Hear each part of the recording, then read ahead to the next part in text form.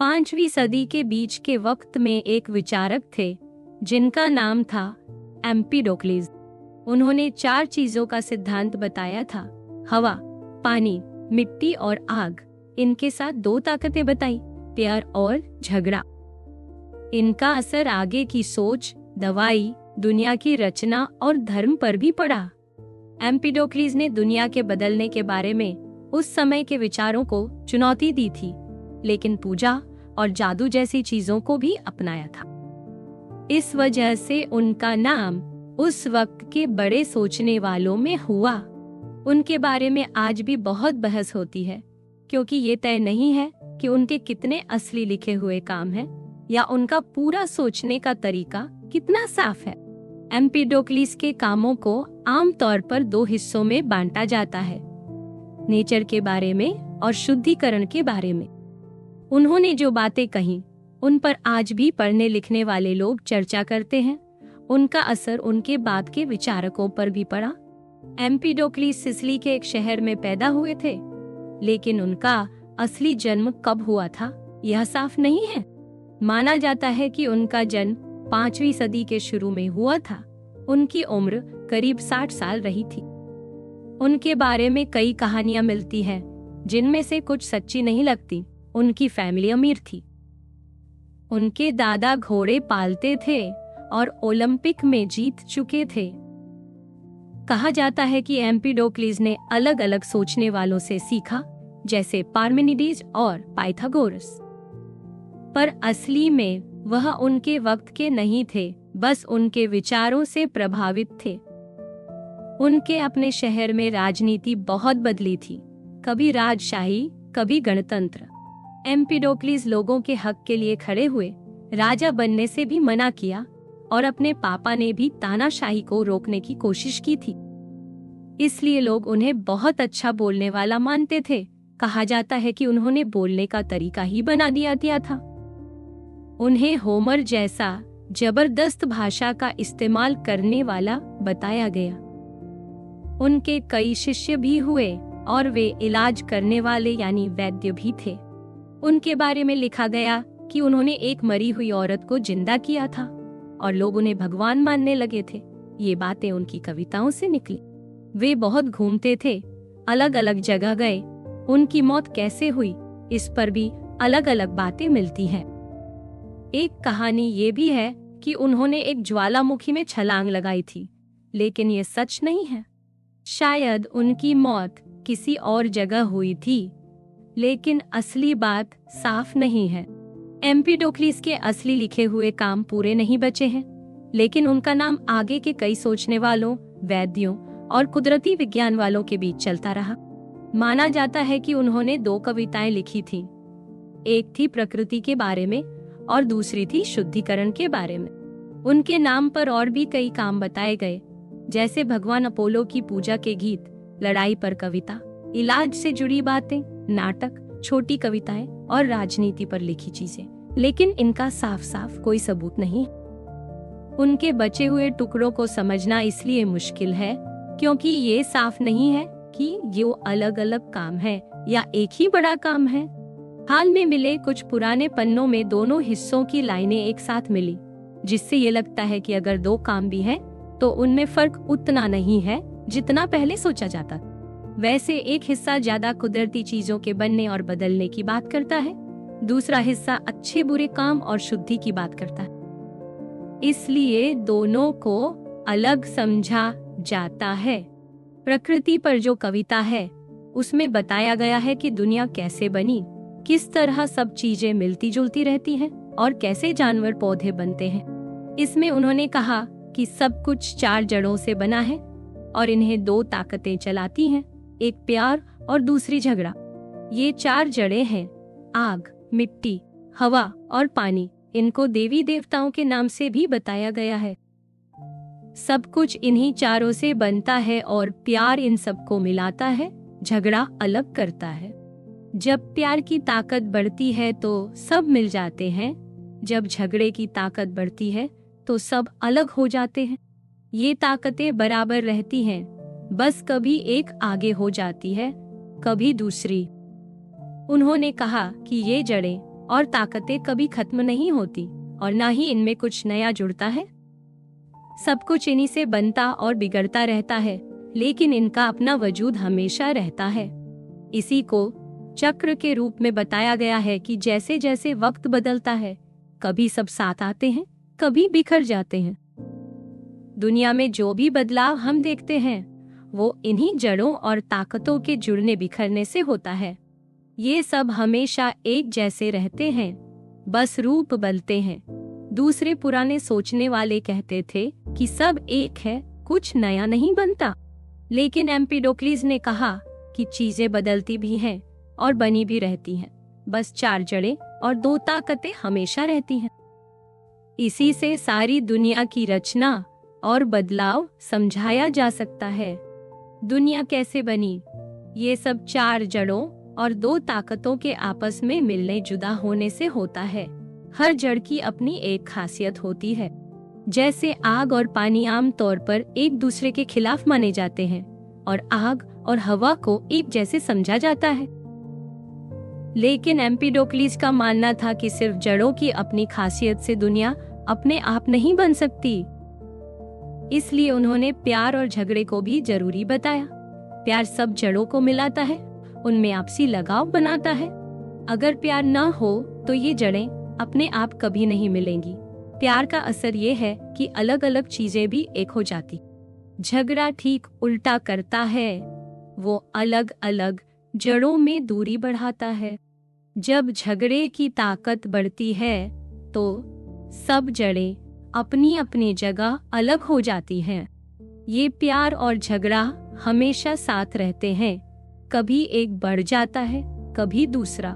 एम्पीडोक्लीज ने एक ऐसी हालत बताई जब प्यार पूरी तरह से हावी हो जाता है और सब कुछ एक गोल रूप में मिल जाता है। इस गोल रूप को उन्होंने दुनिया की पहली हालत बताया, लेकिन ये असली दुनिया नहीं थी, बस सब कुछ आपस में जुड़ा हुआ था। फिर धीरे धीरे झगड़ा बढ़ता है और जड़ों को अलग करना शुरू करता है। जैसे ही जड़ें अलग होती हैं, धरती, पानी, हवा और आग अपनी अपनी जगह बनाती हैं। धरती बीच में होती है, उसके चारों ओर पानी होता है, उसके बाहर हवा और सबसे बाहर आग होती है। आग से ही सूरज बनता है। इस तरह से दुनिया बनती है। झगड़े की वजह से जड़ें अलग होती हैं, इसलिए दुनिया बनती है। फिर ऐसा वक्त आता है जब झगड़ा इतना बढ़ जाता है कि सब जड़ें पूरी तरह अलग हो जाती हैं। ये हालत प्यार के बिल्कुल उलट है। जब सब कुछ मिला हुआ था, जब झगड़ा कम होने लगता है तो प्यार फिर से सबको जोड़ने लगता है। धीरे धीरे सब जड़ें फिर मिलती हैं और दुनिया में एक बार फिर से बदलाव आता है। एम्पीडोक्लीज ने बताया कि ये सब एक चक्र की तरह चलता रहता है। कभी सब मिल जाते हैं, कभी अलग हो जाते हैं। एक बार जब झगड़ा पूरी तरह हावी हो जाता है तो दुनिया बिखर जाती है। फिर प्यार धीरे धीरे सबको जोड़ता है और नई शुरुआत होती है। कुछ लोग मानते हैं कि ऐसा चक्र 2 बार होता है, लेकिन कुछ लोग कहते हैं कि इसमें बस एक बार ही दुनिया बनती है। असली में उनके लिखे हुए हिस्सों में दूसरी बार बनने का जिक्र नहीं है, लेकिन कई लोगों की सोच है कि शायद ऐसा था। एम्पीडोक्लीज के हिसाब से दुनिया बनती और बिगड़ती रहती है। ये सब प्यार और झगड़े की वजह से होता है। कुछ लोग मानते हैं कि दुनिया के बनने का चक्र सिर्फ एक बार चलता है। जब झगड़ा बढ़ता है तो सब जड़ें अलग अलग हो जाती हैं। प्यार फिर से असर दिखाता है और इन जड़ों को मिलाकर दुनिया को बनाता है। प्यार से ही धरती, समुंदर, नदियाँ, हवा, सूरज, चांद, मौसम और बाकी चीजें बनती हैं। इन्हीं जड़ों के मेल से अलग अलग तरह के जानवर और इंसान भी बनते हैं। आखिर में जब प्यार पूरी तरह से जड़ों को एक कर देता है, तब सब कुछ फिर से गोल रूप में मिल जाता है और दुनिया का अंत हो जाता है। इस तरह से देखा जाए तो सब कुछ एक बार बनता है और एक बार खत्म होता है। कई बार पुराने ग्रंथों में बताया गया है कि प्यार और झगड़े का असर तय वक्त तक चलता है। कभी प्यार की ताकत बढ़ती है, कभी झगड़े की, लेकिन असली में इस टाइमलाइन का सही होना तय नहीं है। अब बात करते हैं जानवरों के बनने की। जैसे दुनिया बनी वैसे ही इन जड़ों और ताकतों के मिलकर अलग अलग जानवरों और इंसानों को बनाया। जब अलग अलग जड़ें जैसे आग और हवा एक जगह मिलती हैं, तो उसमें से कोई जानवर या पेड़ पौधा बनता है। जब ये जड़ें अलग हो जाती हैं, तो उनका अंत हो जाता है। इसको ऐसे समझा गया है कि जैसे कोई चित्रकार अपने रंगों से नई तस्वीर बनाता है, उसी तरह इन जड़ों के मेल से हर चीज इन्हीं 4 जड़ों से बनती है। शुरू में जब चीजें बन रही थीं, तो अलग अलग अंग जैसे सिर, हाथ, आंखें अकेले घूमते थे। बाद में ये आपस में मिलकर अलग अलग अजीब जीव बना लेते थे, जैसे 2 सिर वाले या आदमी और जानवर के मिले जुले जीव। यह सब प्यार की वजह से होता है, क्योंकि प्यार ही सबको जोड़ता है। कुछ लोग मानते हैं कि इनमें से जो मिलकर टिक गए वही आज के जानवर और इंसान बने। फिर एक समय ऐसा आता है जब इंसानों और जानवरों का असली रूप बनने लगता है। शुरू में इनका आकार अधूरा होता है। धीरे धीरे जब आग जैसी चीजें ऊपर उठती हैं और पानी जैसी चीजें नीचे रहती हैं, तो सही शरीर बनने लगते हैं। धीरे धीरे इनमें प्रजनन यानी बच्चे पैदा करने की क्षमता भी आ जाती है। इस तरह से आज के इंसान और जानवर बने हैं। कुछ लोगों ने यह भी कहा है कि पहले छोटे छोटे अंग आपस में मिलकर बड़े शरीर बनाते थे, और जो टिक सके वही आगे बढ़े। ऐसे में जिनका मेल सही नहीं था वह खत्म हो गए। इसी तरह से धीरे धीरे आज के सभी जीव जंतु बने। कुछ लोगों का मानना है कि जानवरों के बनने की प्रक्रिया 2 बार होती है। एक बार जब प्यार का असर बढ़ता है, और दूसरी बार जब झगड़ा हावी होता है। प्यार के समय जो जीव बनते हैं वे प्यार के दौर के होते हैं। झगड़े के समय जो बनते हैं वे झगड़े के दौर के माने जाते हैं। दूसरी सोच यह है कि ये सब बस एक बार होता है, और वह भी प्यार के बढ़ते असर के साथ, लेकिन झगड़ा पूरी तरह खत्म नहीं होता। इसमें बस प्यार और झगड़ा आपस में कम ज्यादा होते रहते हैं। हाल ही में पुराने कागजों में मिली नई लाइनों से कुछ लोगों ने ये भी कहा है कि शायद सच में 2 बार यह प्रक्रिया होती है, लेकिन अभी तक सब इस पर एकमत नहीं। अगर 2 बार ये प्रक्रिया होती है, तो झगड़े के समय जानवर या उनके अंग अलग अलग बनते हैं। प्यार के वक्त में सब अंग मिलते हैं और टिकाऊ जीव बनते हैं। झगड़े के वक्त अंग अलग होते हैं, और जिनका मेल सही नहीं होता वे खत्म हो जाते हैं। इस सब पर अभी भी बहस चल रही है, लेकिन असली बात यही है कि एम्पीडोक्लीज ने दुनिया और उसमें रहने वालों को प्यार और झगड़े की ताकत से जोड़कर समझा। 4 जड़ों की अपनी अपनी खासियत तो है, लेकिन वही काफी नहीं है। इनको मिलाने या अलग करने के लिए प्यार और झगड़ा जरूरी है। कभी ये जड़ें आपस में मेल खाती हैं, तो कभी एक दूसरे को दूर करती हैं। अगर इन जड़ों में सही संतुलन हो तो शरीर ठीक रहता है। मांस और खून में इन 4 जड़ों का लगभग बराबर हिस्सा होता है, जिससे शरीर में तालमेल बनता है। हड्डी का मेल थोड़ा अलग होता है। इसी संतुलन से अलग अलग जीव बनते हैं, लेकिन जब सब कुछ एक जैसा मिल जाता है, तो अलग अलग जीवों की पहचान खत्म हो जाती है। इन सब बातों का रिश्ता उस समय के इलाज के तरीकों से भी देखा जा सकता है, क्योंकि तब भी माना जाता था कि शरीर में गर्म ठंडा, सूखा गीला का सही संतुलन रहना चाहिए। एम्पीडोक्लीज ने बताया था कि सोचने की ताकत भी खून में इन सब जड़ों के मेल से आती है। उनके मुताबिक हर चीज में इन 4 जड़ों का अलग अलग मेल होता है, और उसी से उनकी पहचान बनती है। देखने या महसूस करने की बात पर उन्होंने बताया कि हम धरती को धरती से, पानी को पानी से, आग को आग से और हवा को हवा से महसूस कर सकते हैं। मतलब हमारे शरीर में जो जड़ है वही बाहर की चीज को पहचानती है। हर चीज से बहुत छोटे छोटे कण निकलते रहते हैं, जो हमारी आँख या बाकी अंगों तक पहुँचते हैं। जैसे आग के कण आँख की आग से मिलते हैं, तो हमें उजाला या रंग नजर आता है। इसी तरह बाकी जड़ों से भी हम चीजों को महसूस करते हैं। प्यार और झगड़े को समझना थोड़ा अलग है, इसमें सोच विचार ज्यादा जरूरी होता है। कुछ लोगों का मानना है कि एम्पीडोक्लीस की बात सिर्फ महसूस करने तक सीमित नहीं थी, बल्कि समझ और ज्ञान भी इसमें शामिल थे। मतलब इंसान जड़ों और ताकतों को सिर्फ देख सुनकर ही नहीं, बल्कि सोचकर भी जान सकता है। लेकिन बहुत से लोग मानते हैं कि उन्होंने असली में महसूस करने की ही बात की थी, जैसे रंग कैसे दिखते हैं या चीजें कैसे समझ में आती हैं। एम्पीडोक्लीस ने आंखों का एक बहुत आसान उदाहरण दिया। जैसे कोई रात में रास्ता तय करने के लिए एक दिया लेता है, उसमें रोशनी एक कपड़े के पर्दे से होकर बाहर निकलती, वैसे ही आंख में झिल्ली होती है और उसके भीतर की आग यानी रोशनी बाहर जाती है। चीजों से भी बहुत छोटे छोटे कण निकलते हैं जो हमारी आंख तक पहुंचते हैं। अगर बाहर से आने वाला कण और आंख में मौजूद जगह का आकार मिल जाए तो हमें रंग और रूप दिखता है। इसी तरह कान, नाक और बाकी अंगों के साथ भी होता है। एम्पीडोक्लीस का मानना था कि सोचने की असली ताकत खून में है, खासकर दिल के पास के खून में।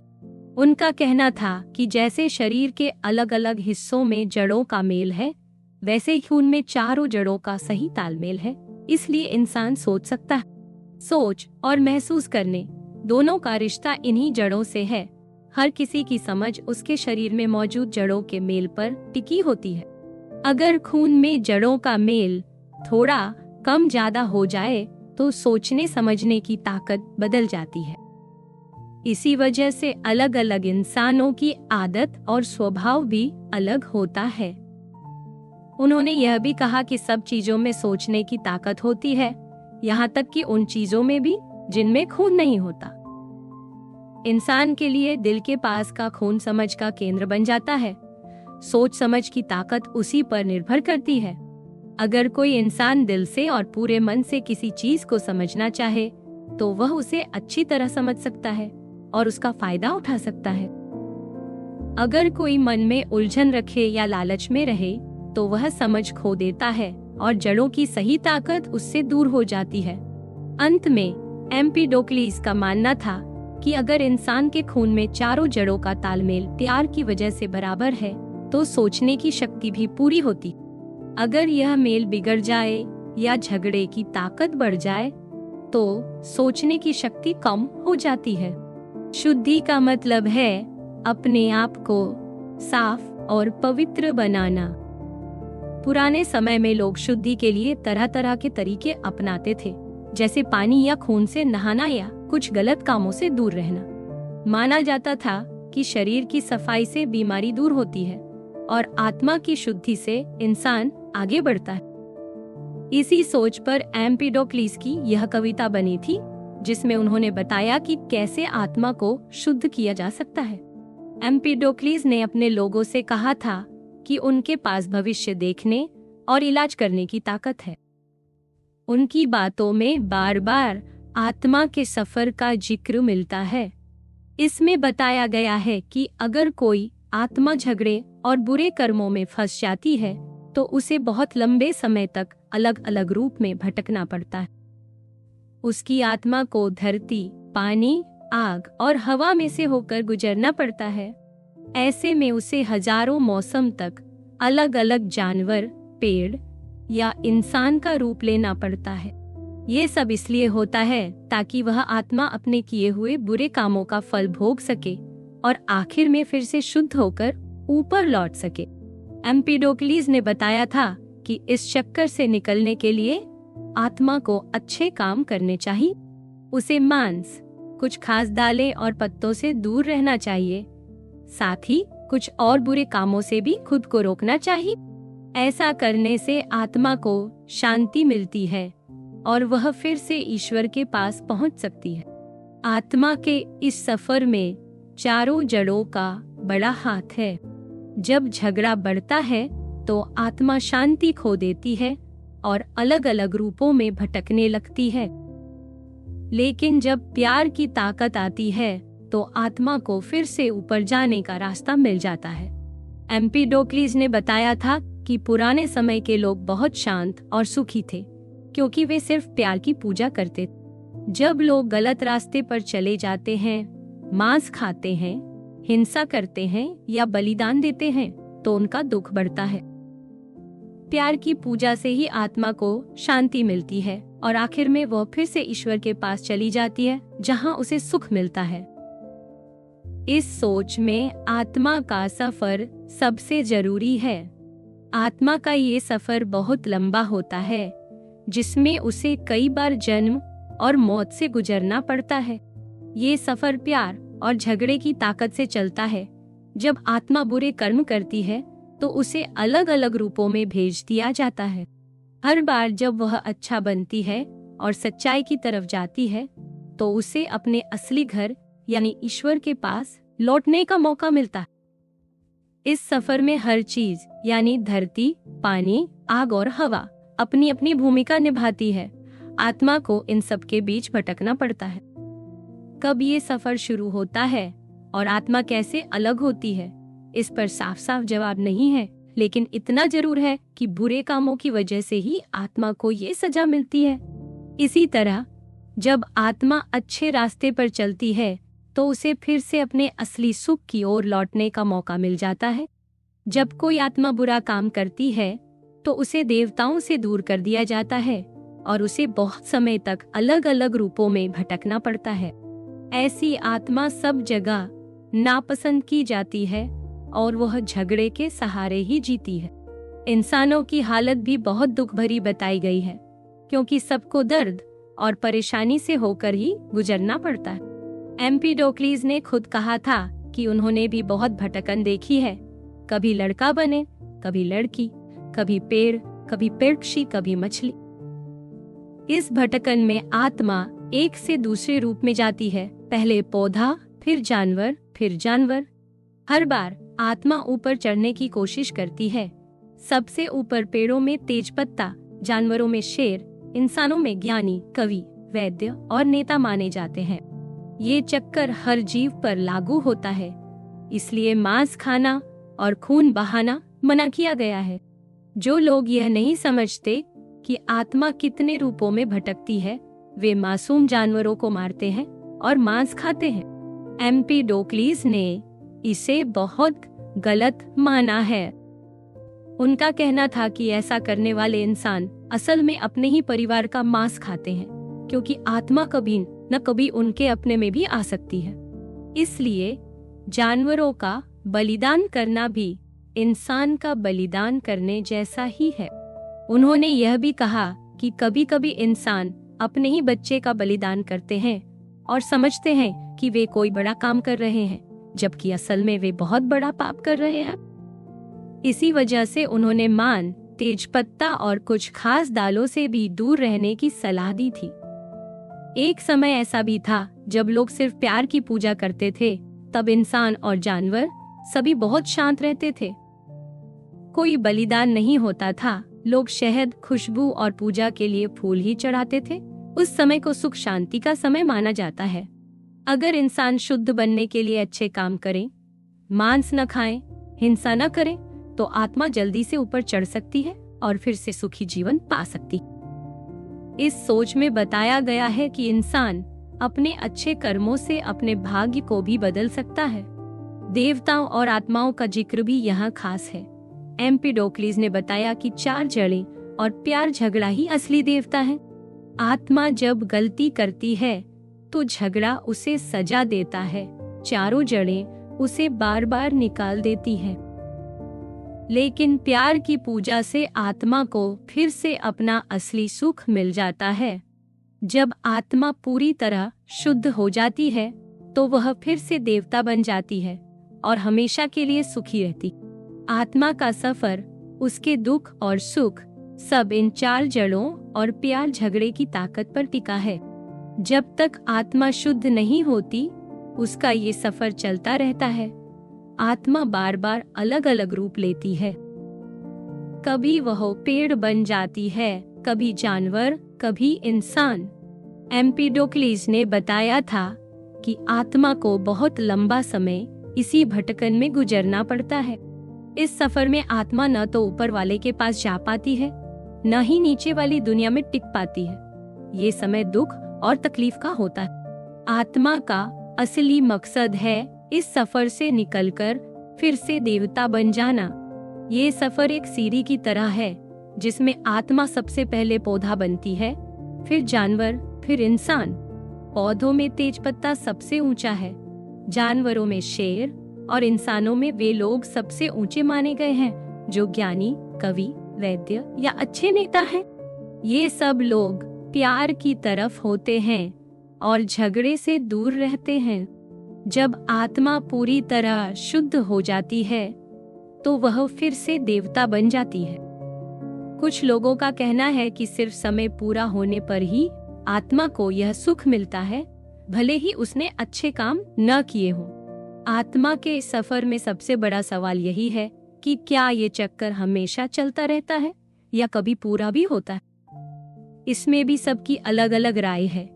कई बार माना गया कि आत्मा का सफर बस प्रकृति के चक्र का आईना है। असली में आत्मा को कभी हमेशा का सुख नहीं मिलता, उसे बार बार ये सफर करना पड़ता है। प्रकृति और शुद्धि के बारे में एम्पीडोक्लीस की सोच को लेकर भी लोग अलग अलग मानते हैं। पहले यह समझा गया कि उनका एक काम विज्ञान के लिए था और दूसरा पूजा पाठ के लिए। बाद में लोगों ने देखा कि दोनों में प्यार और झगड़े का जिक्र बराबर है। दोनों में इंसान की जिंदगी और आत्मा के सफर को एक ही नजर से देखा गया।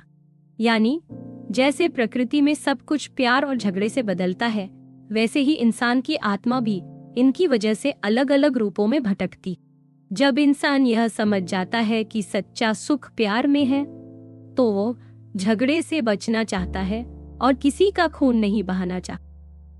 कुछ लोग मानते हैं कि एम्पीडोक्लीस की दोनों रचनाएं मिलाकर एक ही सोच को आगे बढ़ाती हैं। इसमें यह भी बताया गया है कि जब झगड़ा सब पर हावी होता है तो सब कुछ बिखर जाता है, और जब प्यार आता है तो सब कुछ फिर से एक हो जाता है।